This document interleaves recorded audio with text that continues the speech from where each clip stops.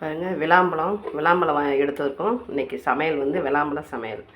சாதத்துக்கு பிசைஞ்சு சாப்பிட்ற மாதிரி கொஜ்ஜு பிசைஞ்சு சூப்பராக இருக்கும். நான் உங்கள்கிட்ட காட்டுறேன் இதை எப்படி செய்கிறதுன்னு.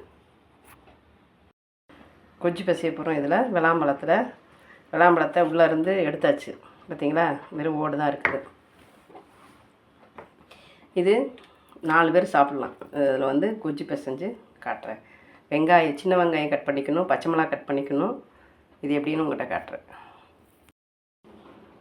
பாருங்கள், விளாம்பழம் நல்லா வந்து கொஞ்சம் தண்ணி ஒரு கிண்ணத்தில் தண்ணி விட்டு அதில் உள்ள அந்த விதையெல்லாம் எடுத்துட்டோம். இது வந்து சாப்பிடும்போது அப்படியே சாப்பிட்லாம் வெல்லம் போட்டு. இது நம்ம இந்த கொஜ்ஜுக்கு இப்படி போட்டால் நல்லா இருக்காது. அதனால் இந்த பார்த்திங்களா, இந்த விதையெல்லாம் புழிஞ்சு நல்லா தண்ணி ஊற்றி பிசைஞ்சு புழிஞ்சு எடுத்தாச்சு. இது தனியாக வச்சாச்சு. இது வந்து அந்த விளாம்பழத்தோட சாறு. இது வெல்லம் எடுத்துருக்கோம். இது வெங்காயம், பச்சை மிளகா, 2 பச்சை மிளகா, காரத்துக்கு தேவையானது போட்டுக்கோங்க. இது வந்து இதில் போட்டுடணும். வெங்காயத்தை பச்சையாக போட்டுடணும். அப்போ தான் அது வந்து டேஸ்ட். இது பேர் வந்து கொஜ்ஜு பிசைக்கிறது. அப்போது இது போட்டோமா, இதில் இந்த வெல்லமும் போட்டுடணும். போட்டு நல்லா பிசைஞ்சிடணும். நல்லா பிசைஞ்சிட்டு அப்புறம் தாளித்து விட்டுறணும். தாளித்து விட்டுட்டிங்கன்னா அவ்வளோதான், வேறு எதுவுமே இல்லை. ஆனால் சாதத்தில் ஊற்றி பிசைஞ்சு சாப்பிட்டிங்கன்னா சூப்பராக இருக்கும். ரொம்ப அருமையாக இருக்கும். சாப்பிட்டு பாருங்கள்.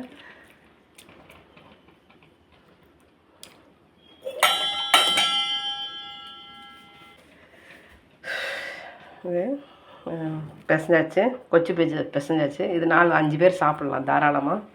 இப்போ வந்து உப்பு போட்டுக்கலாம். வெல்லம் போட்டிருக்கோம், உப்பும் போடணும். சாதத்துக்கு தேவைப்படுது இல்லையா, சாதத்தில் பிசைஞ்சு சாப்பிட்டா வேறு எதுக்கும் இது நல்லா இருக்காது. களிக்கு நல்லாயிருக்கும், சூப்பராக இருக்கும்.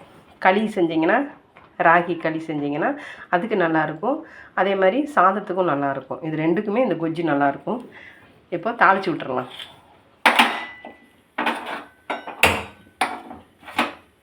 இது விளாம்பழத்தோட கொஜ்ஜு சூப்பராக இருக்குது. பார்க்கவே நல்லா இருக்குது பார்த்தீங்களா. ஆனால் சாப்பிடும்போதும் டேஸ்ட்டாக இருக்கும். பாருங்கள், நீங்கள் செஞ்சு சாப்பிட்டு பாருங்கள். நல்லா இருக்கும், சுவையாகவும் இருக்கும்.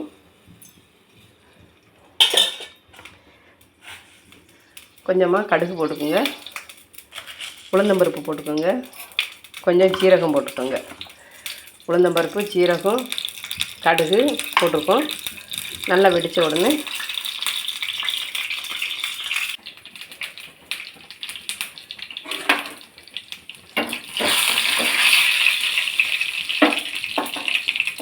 இது